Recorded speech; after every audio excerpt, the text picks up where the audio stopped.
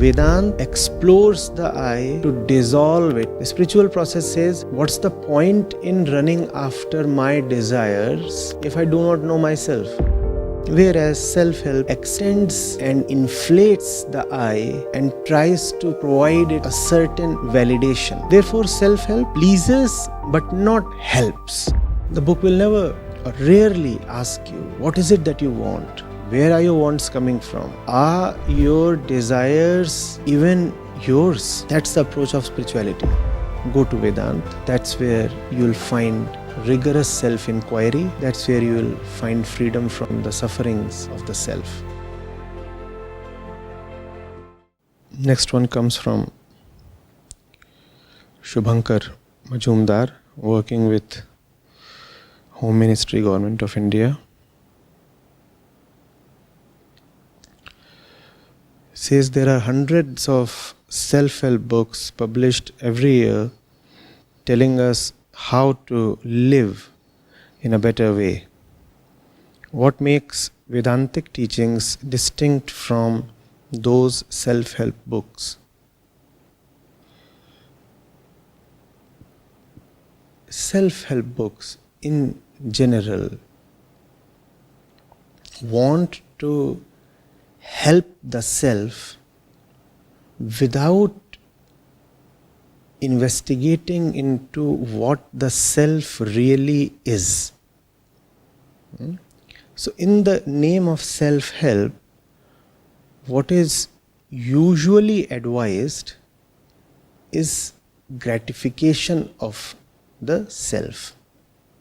The self is taken as a fundamental and unchangeable entity not to be questioned. And the entire purpose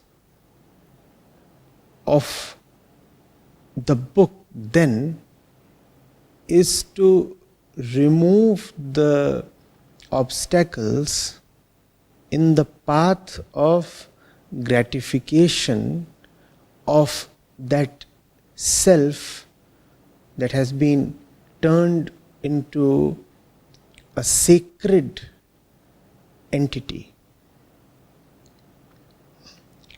So the self has certain desires, and the book will tell you how to fulfill all your desires and dreams. And you will say, yes, this is what I want, and the book is telling me how to get that thing. The book will never or rarely ask you, what is it that you want? Where are your wants coming from?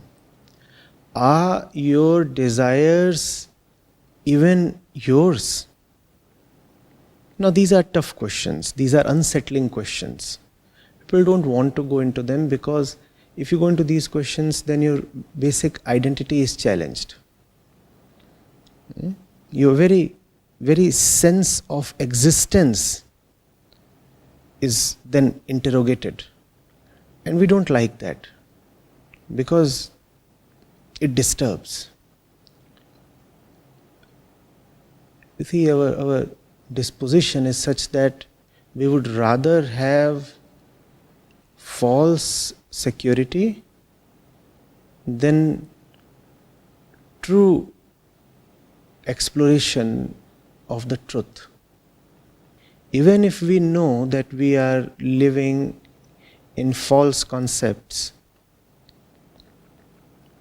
we would choose that falseness because there is comfort in that. We are used to living in a false way since a long time. That central falseness itself is called as the self. Are you getting it? What else is self? In self-help, self obviously cannot pertain to the truth because the truth does not require any help. Self surely pertains to the ego. It is the ego that is always quite helpless and seeking support and help and stuff of all kinds. So, this entity that you are seeking to help is actually not requiring help. It is in need of dissolution. Or you could say that the only way to help it is by calling out its falseness. Even if you want to help the ego, you cannot help the ego by furthering its desires or giving it hope that its dreamt way of life is indeed feasible and beneficial.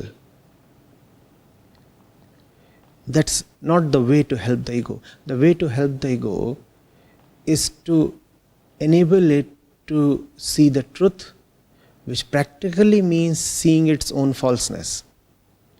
That's a difficult thing to do, and this thing pleases nobody.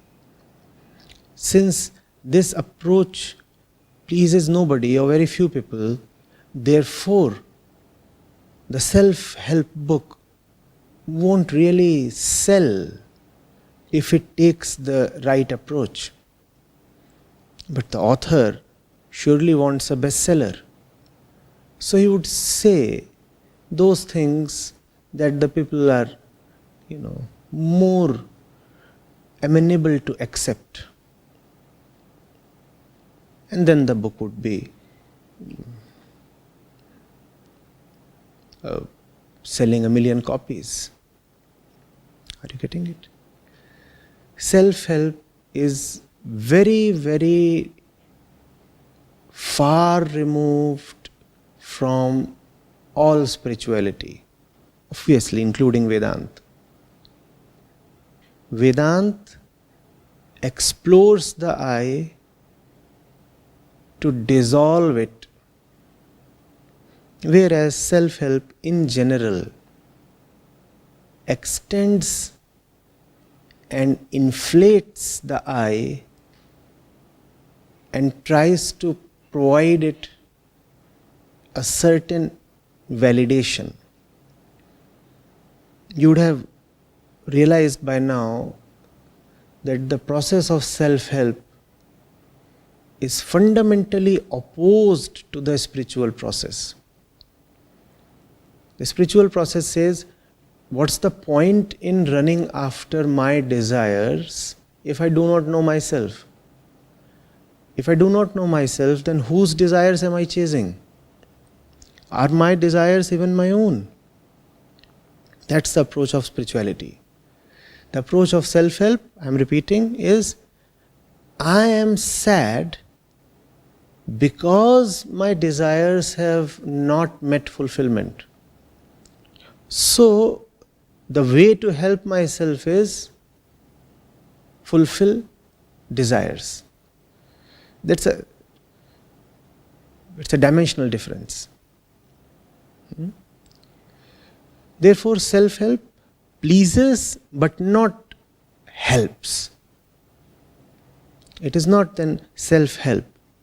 That genre should be more correctly called self-gratification. And if you want self-gratification, as we all do, then there are so many means and ways available. People entertain themselves, people drink, people move to narcotics,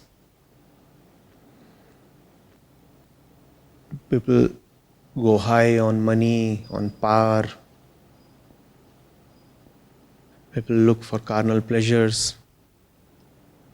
These are all ways in which we try to help the self by fulfilling its desires. Unfortunately, these ways don't work. So self-help is attractive, but not beneficial. It's great that you are juxtaposing Vedanta against self-help. Go to Vedanta. That's where you'll find rigorous self-inquiry. that's where you will find freedom from the sufferings of the self.